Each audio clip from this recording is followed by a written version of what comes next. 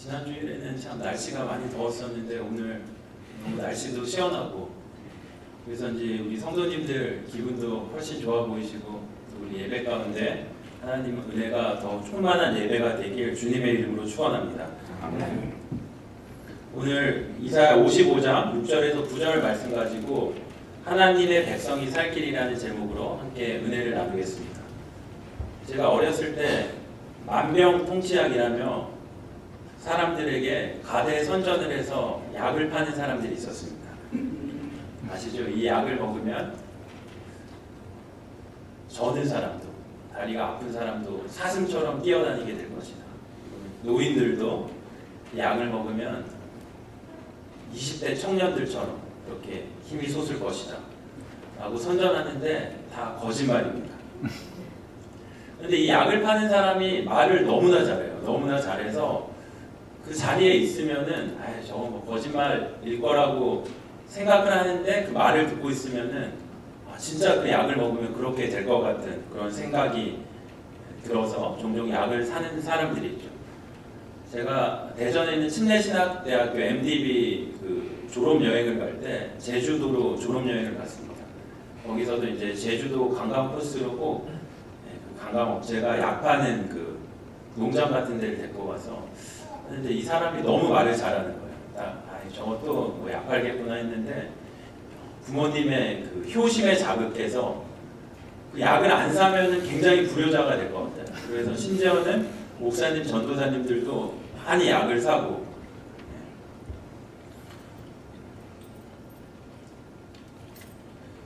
그런데 사기 당하는 거죠. 그래서 저는 안 샀습니다. 옆에 사서 분위기상 사야 되는데 끝까지 안 샀어요. 여러분 엉뚱한 데 가서 약 사시려고 하지 마시기 바랍니다. 약 중에 가장 약은 무슨 약이죠?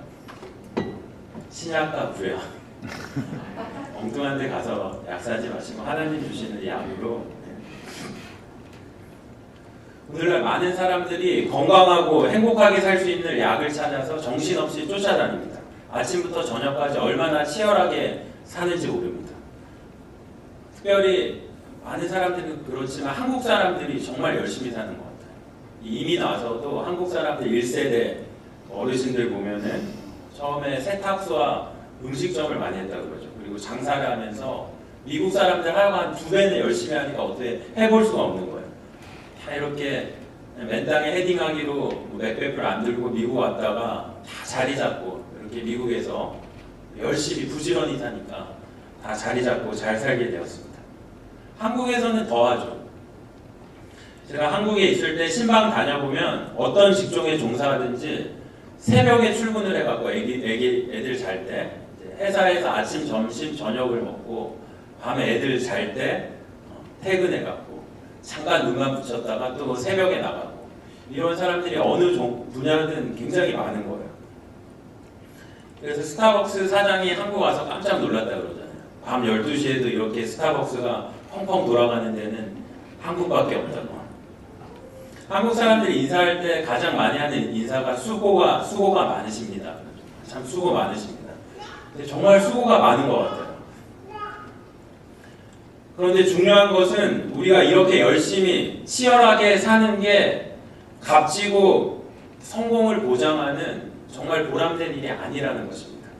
하나님이 뭐라고 말씀하시냐면 이것은 마치 너희가 엉터리 만병통치약을 사는 것처럼 엉뚱한 데 투자하는 것이다. 이렇게 말씀하고 있습니다.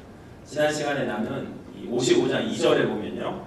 하나님이 뭐라고 말씀하시냐면 너희가 어찌하여 양식이 아닌 것을 위하여 은을 달아주며 배부르게 하지 못할 것을 위하여 수고하느냐. 이렇게 기록되었습니다. 여기서 양식이 아닌 것, 배부르게 하지 못할 것, 이것은 세상 사람들이 추구하는 성공과 욕망을 얘기하는 거죠. 하나님께서 지금 이 말씀을 하시는 거예요. 너희가 그토록 원하는 세상의 돈과 부귀, 영화, 또 인기, 명예를 위해서 그렇게 치열하게 살면서 끝까지 산다고 할지라도, 그것을 성취한다고 할지라도 그건 신기루가 될 것이다. 그래서 인류 역사상 가장 인간의 부와 명예와 또 욕망을 다 가져본 솔로몬 왕이 이런 고백을 했죠. 헛되고 헛되며 헛되고 헛되니 모든 것이 헛되도다. 해 아래에서 수고하는 모든 수고가 사람에게 무엇이 유익한가? 그러면은 우리 인간에게 가장 가치 있는 길은 도대체 무엇인가? 정말로 우리의 그 수고 많이 하시는데 수고와 열정을 다 바쳐서 그런 가치 있는 길은 무엇인가? 오늘 말씀을 통해 하나님의 백성이 살 길은 무엇인가 함께 나누도록 하겠습니다. 하나님의 백성이 살 길은 첫째, 기도입니다. 기도는 무엇입니까? 여호와 하나님을 찾는 거죠.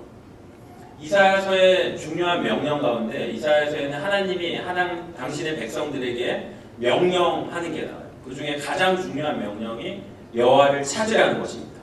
오늘 6절에도 너희는 여호와를 만날 만한 때 찾으라. 또 51장 1절에도 의를 따르며 여호와를 찾아 구하는 너희는 내게 들을지어다. 또 58장 2절에도 그들이 날마다 나를 찾아 나의 길 알기를 즐거워함이라 이렇게 기록되었습니다. 이사야서에서 가장 중요한 명령이 여호와를 찾는 거예요. 여호와를 찾는 것. 이거는 기도를 말하는 거죠. 여호와를 부르는 것입니다. 기도의 핵심은 목마름이에요. 목마름, 간절하게. 타이타닉 같은 그 재난 영화를 보면은 물에 빠진 방에 gat혀서 막 급류가 뒤에는 떠밀려 오는데 그 아이를 빼내려고 열쇠를 찾는 그 부모는 대충 찾지 않아요. 그야말로 목숨 걸고 필사적으로 열쇠를 찾는 것입니다. 여러분들이 기도할 때 그렇게 여호와를 찾아야 돼요. 왜냐하면 거기에 우리의 생명이 달렸기 때문입니다.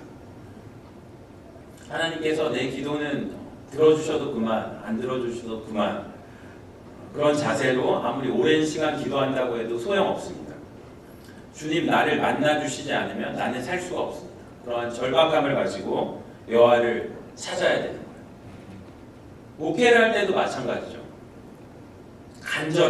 간절함을 갖고 이렇게 목회를 해야지 어려움 하나도 없이 이렇게 편하게 하면은 목회를 할 수 없습니다.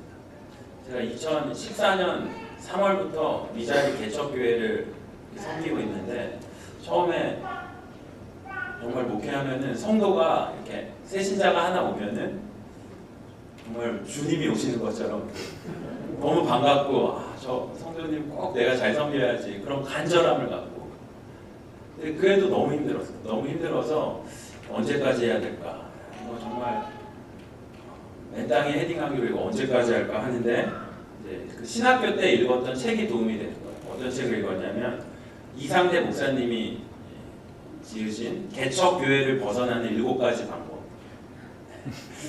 실질적으로 너무 와닿았습니다. 제가 이제 미자립 개척교회를 섬기면서 얼마나 그 간절함을 갖고 한 영혼을 양육하는지 모릅니다.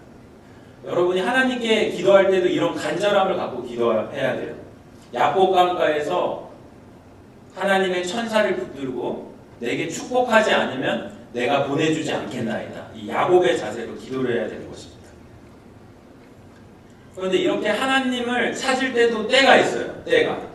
사람에게도 다 때가 있죠. 그래서 전도서 3장 1절에도 범사에 기한이 있고 천하만사가 다 때가 있나니 이렇게 기록되었습니다. 공부할 때가 있고 결혼할 때가 있고 일할 때가 있습니다.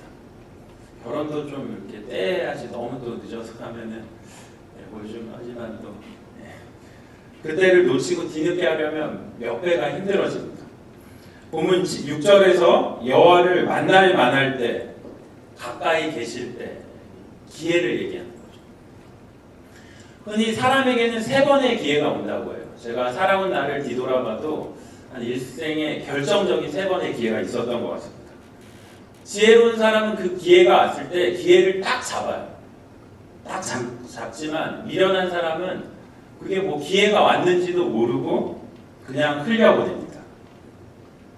그런데 기회 가운데 가장 중요한 기회는 구원의 기회입니다. 왜냐하면 이것은 우리의 생명에 관한, 영생에 관한 것이기 때문입니다.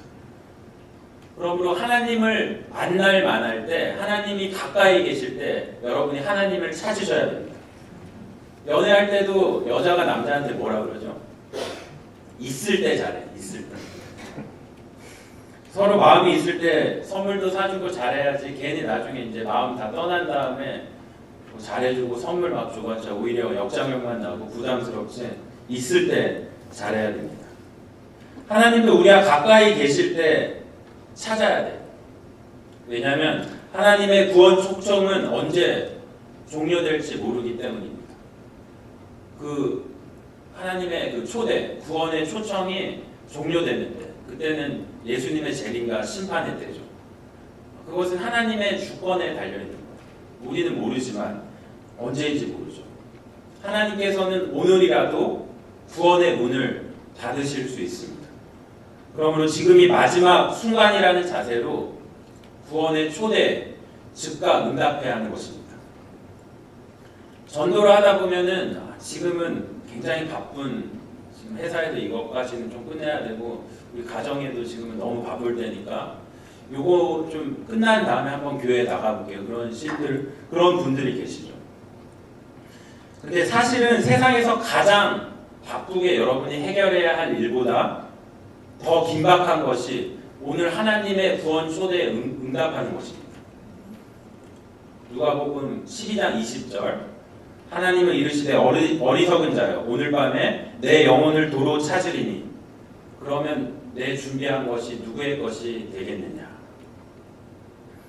고린도후서 6장 2절에 이렇게 기록되었습니다. 이르시되 내가 은혜 베풀 때 너에게 듣고 구원의 날에 너를 도왔다 하셨으니 보라 지금은 은혜 받을 만한 때요 보라 지금은 구원의 날이로다. 우리가 하나님께서 가까이 계심을 느낄 때 기도해야 하는 거예요. 하나님께서 옆에서 성령님이 내가 너의 길을 인도하겠다. 내가 너를 도와주겠다. 내가 너의 병을 고쳐주겠다. 그렇게 말씀하심이 느껴질 때 하나님께 바로 기도해야 돼요. 여러분이 운전하시다가도 그 성령님의 그 동행이 느껴질 때, 이 말씀이 느껴질 때 차를 옆에 멈춰 세워놓고라도 바로 기도해야 되는 거예요. 자다가도 이 성령님의 그런 음성이 딱 느껴질 때 바로 일어나서 기도해야 되는 것입니다. 필사적으로 부지런히 목숨을 걸고 여호와를 찾아야 합니다. 이것이 바로 하나님의 백성이 살 길입니다. 아모스 5장 6절 너희는 여호와를 찾으라 그리하면 살리라. 여호와를 찾으라는 하나님 말씀에 순종하여 생명의 길로 나아가는 여러분 모두가 되시길 바랍니다. 하나님의 백성이 살 길은 둘째 회개입니다. 회개. 7절 말씀 악인은 그의 길을 불의한 자는 그의 생각을 버리고 여호와께로 돌아오라. 그리하면 그가 긍휼히 여기시리라. 우리 하나님께로 돌아오라. 그가 너그럽게 용서하시리라. 하나님께서 우리를 초대하시죠. 구원의 자리로 초대하시는데 조건이 하나 있습니다. 회개. 죄를 버리고 하나님께 나아가는 거죠. 어떤 남자가 조강 지쳐 부인을 버리고 첩을 얻어서 바람이 나서 동거하고 있었습니다. 그가 다시 부인에게 돌아가려고 합니다. 그러니까 그 부인이 묻죠. 첩이랑은 완전히 헤어지고 돌아오는 거나요? 그랬더니 이 남자가 뻔뻔하게도 아니요.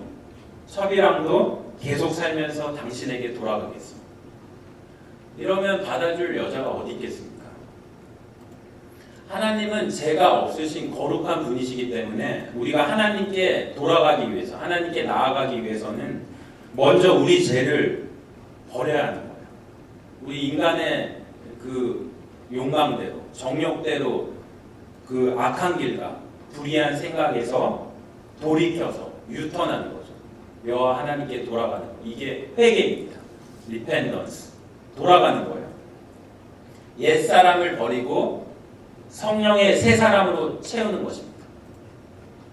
우리는 우리에게 닥친 문제를 먼저 해결하기를 원하지만 하나님께서는 우리에게 그 문제를 해결해 주시기 전에 먼저 시키시는 게 있어요. 회개부터 시키시는 겁니다.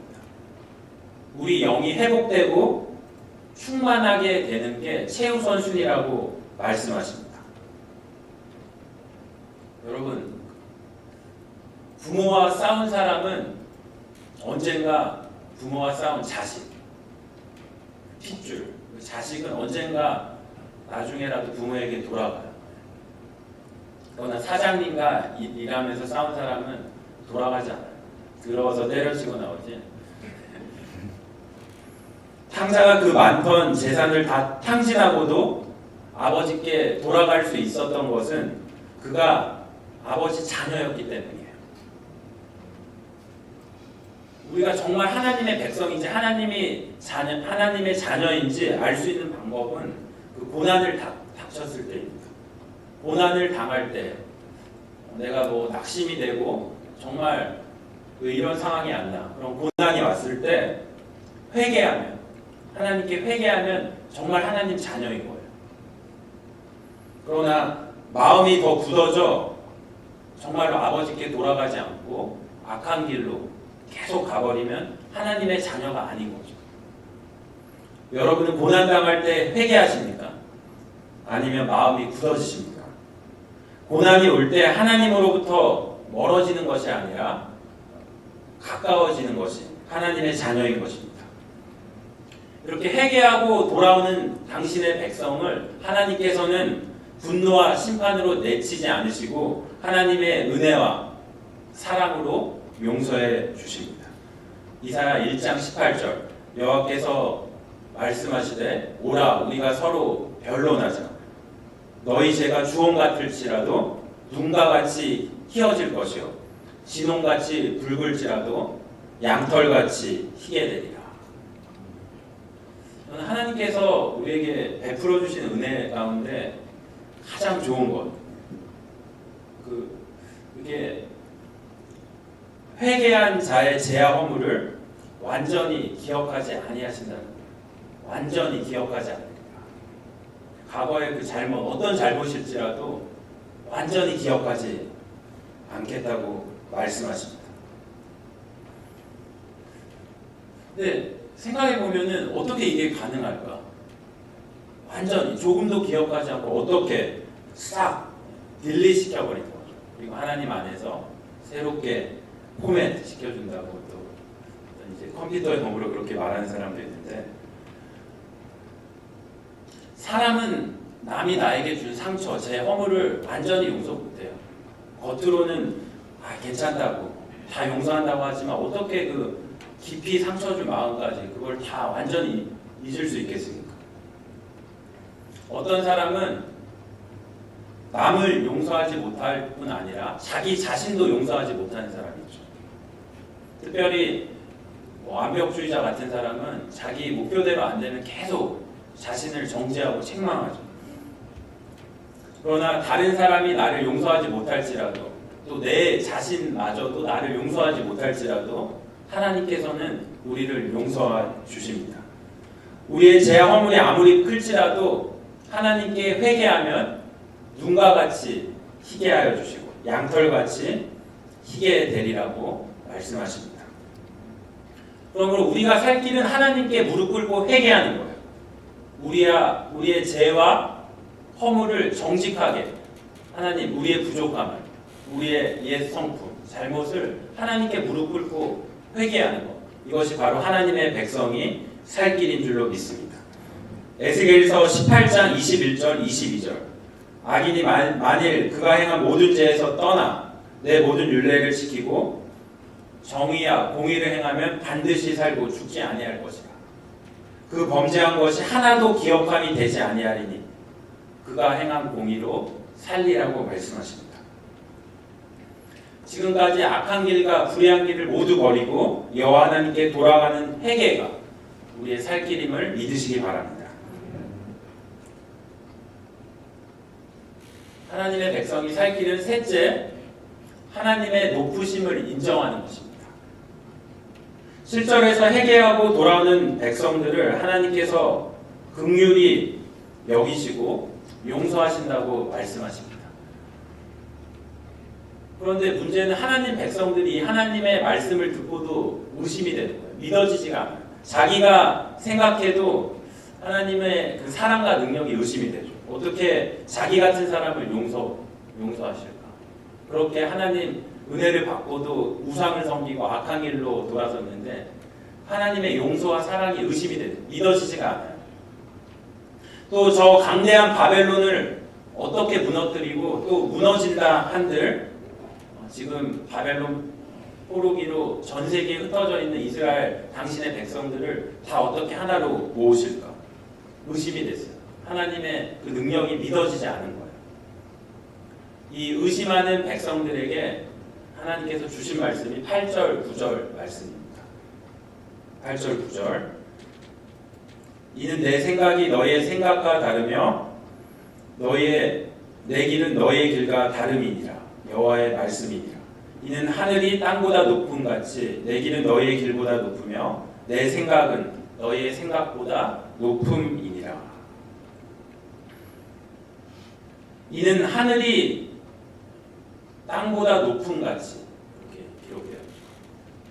아침에 여러분들 출근하셔갖고 저녁까지 그렇게 바둥바둥 바쁘게 지내시면서 그 와중에도 서로 치열하게 경쟁하고 미워하고 싫은 사람이고 다투고 좁은 지역 나의 일터와 집을 막가면서 그렇게 지내시다가 이제 휴가를 얻어갖고 다 비행기를 타고 막 올라갈 때 밑에를 한번 내려다 보면은 그 자기가 지내던 그렇게 막 치열하게 열심히 살던 곳이 성냥갑처럼 작게 보입니다. 근데 그럴 때 그런 생각이 잘 들죠. 내가 왜 저 좁은 데서 그렇게 바둥바둥 살았을까? 땅에서는 안 보이는 길이, 안 드는 생각이 높은 데 올라가면 드는 거예요. 그런데 하늘이 땅보다 높은 같이 하나님의 길과 하나님의 생각은 그것보다, 사람의 그것보다 높음이니라. 이렇게 기록되었습니다. 여러분, 우리가 살 길은 하나님의 높으심을 인정하는 거예요. 나의 생각으로는 불가능하지만 하나님 생각으로는 가능하다. 내 관점에서는 길이 없지만 하나님 관점에서는 길이 있다. 이것을 인정하는 거죠. 창세기 17장, 18장에 보면 100세가 다 되었는데 자식이 없는 아브라함에게 하나님께서 임하십니다. 내 아내 사라가 아들을 낳을 것이다. 하나님께서 아브라함에게 말씀하세요. 근데 이 말을 듣고 아브라함이 웃었어요. 사라도 웃었죠. 아니, 하나님 어떻게 100세가 된 사람이 아들을 낳습니까? 내 아내는 지금 90살, 할머니가 어떻게 애를 낳습니까? 웃었어요. 그때 하나님이 뭐라고 말씀하십니까? 창세기 18장 14절에 여호와께 능치 못할 일이 있겠느냐? Is anything too hard for the Lord? 그리고 결과가 어떻게 됐습니까? 아브라함이 100세 때 아들 이삭을 건강하게 출산했습니다. 여러분, 우리 하나님은 능치 못할 일이 없으신 하나님이십니다. 이스라엘 백성이 광야에 있을 때 하늘에서 만나를 내리신 분이에요. 몇 년 동안? 40년 동안. 우리 하나님은 안진뱅이를 일으키시고 소경의 눈을 뜨게 하시고 병든 자를 낫게 하시고 죽은 나사로를 살리시고 포로된 자를 자유케 하시는 분이십니다. 여러분, 바둑 10단은 1단이 보는 볼 수 있는 길보다 수십 개 그 길이 더 많다고 하죠. 우리 눈에는 그 길이 보이지 않지만 하나님 눈에는 길이 보이는 거예요. God will make a way where there seems to be no way. 찬양. 제가 대학교 때 사실 벌써 20년도 한참 전에 참 길이 막힌 거 같고 앞이 깜깜하고 그럴 때 찬양 부르면은 도모의 목사님 참 부르면은 너무 은혜가 되더라고요. 가사가 너무 은혜되는데 당신의 길로 나를 인도하소서 내가 알지 못한 그 길을 예비하신 하나님. 성경에 보면요, 하나님께서 당신의 백성이 위기에 처할 때마다 도저히 우리 상식으로는, 우리 이성으로는 생길 수 없을 것 같은 길을 하나님께서 내셨어요. 이스라엘 백성이 출애굽해서 가나안을 향해 홍해를 건너가야 될 때 앞에는 홍해가 가로막고 뒤에는 애굽 군대가 쫓아오고 있었습니다. 이 절박한, 앞이 꽉 막히고 앞에 길이 없고 뒤에는 사면초가 이 상황에서 사람이 생각할 수 있는 최고의 길은 배를 최대한 모아서 빨리 애굽 군대보다 빨리 홍해를 건너가는 그 정도. 그 정도가 우리 인간이 생각할 수 있는 최고의 해결책이죠. 그런데 하나님의 생각은 사람의 생각과 차원이 달랐어요. 우리 하나님은 홍해를 갈라버리셨습니다. 또 하나님의 백성을 가장 심하게 탄압하던 그 사울을 바울로 해심시켜서 세계의 선교를 이루신 것도 우리 인간의 이성으로는 도저히 상상할 수 없는 생각이고 상상할 수 없는 길이었습니다. 여러분 인생이 원하는 대로 풀리지 않아도 좌절하지 마시고 하나님의 생각과 길을 믿고 맡기시기 바랍니다. 우리가 가려는 길이 막혀서 그럴 때 참 많죠. 내가 원하는 길은 이건데 그게 막혔어요. 그래서 차선책으로 딴 길로 돌아갔는데 나중에 지나고 보면 그 길이 더 복된 길인 거예요. 내가 원하는 사람과 결혼하고 싶었는데 못해갖고 다른 사람과 결혼했는데 나중에 보니까 그게 정말로 복된 만남이었어요. 하나님의 뜻임을 알게 되는 것입니다. 이 하나님의 생각과 길의 높음을 깨닫게 된 사람이 이렇게 고백할 거예요. 로마서 11장 33절 깊도다 하나님의 지혜와 지식의 풍성하며 그의 판단은 헤아리지 못할 것이며 그의 길은 찾지 못할 것이로다. 또 이런 고백을 하죠. 로마서 8장 28절 우리가 알거니와 하나님을 사랑하는 자 곧 그 뜻대로 부르심을 입은 자에게는 모든 것이 합력하여 선을 이루니라. 전능하신 하나님 아버지의 그 생각과 길의 높으심을 인정하고 그분께 여러분의 길과 문제를 맡기시기 바랍니다. 여호와 하나님을 찾으십시오. 그리하면 하나님께서 강한 손으로 여러분을 붙드실 줄로 믿습니다.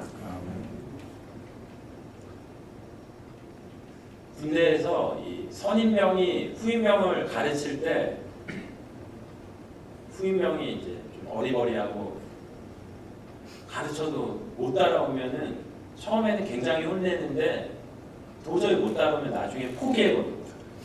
그냥 자기가 빵꾸나지 않게 그 후임명 일까지 다 해버리고 그냥 무관심이죠. 후임명 입장에서 사실 이게 제일 무서운 거죠. 사회에서도 마찬가지입니다. 직장에서 부사수 가르치는데 너무 못 따라오고 그러면은 포기해버려요. 그래서 진짜 무서운 것은 미워하는 것보다 더 무서운 것은 무관심이다. 이런 말이 있죠. 이렇게 다른 사람이 나를 포기할 뿐 아니라 어떤 사람은 자기가 처한 형편이 너무 열악해서 자기 자신을 포기해요. 길이 안 보이니까, 답이 안 보이니까. 자기 자신을 포기하는 사람이 있어요. 자포자기라고 합니다. 그러나 다른 사람이 우리를 다 포기하고 심지어 나 자신마저도 나를 포기할지라도 하나님은 우리를 포기하지 않으십니다. 어떤 허물이 있고 어떤 죄가 있을지라도 그가 진심으로 회개하고 여호와 하나님을 찾으면 주저하지 않고 그를 치료하시고 기적 같은 회복의 역사를 이루어 주십니다. 이 여호와 하나님을 찾으십시오. 가까이 계실 때 그를 부르십시오. 하나님의 높으심을 인정하십시오. 그러면 여러분에게도 하나님의 큰 회복의 역사가 일어날 줄로 믿습니다. 하나님 아버지 감사합니다. 우리의 생각과 길보다 높으신 하나님 아버지의 주권을 인정하고 우리 하나님께 기도와 회개로 나아가 생명의 길로 인도함을 받는 저희 모두가 되게 해주시옵소서. 여호와를 만날 만한 때 찾으라. 가까이 계실 때 그를 부르라는 말씀에 순종하여 구원의 문에 들어가는 저희 모두가 되게 해주시옵소서. 예수님의 이름으로 기도드렸습니다. 아멘.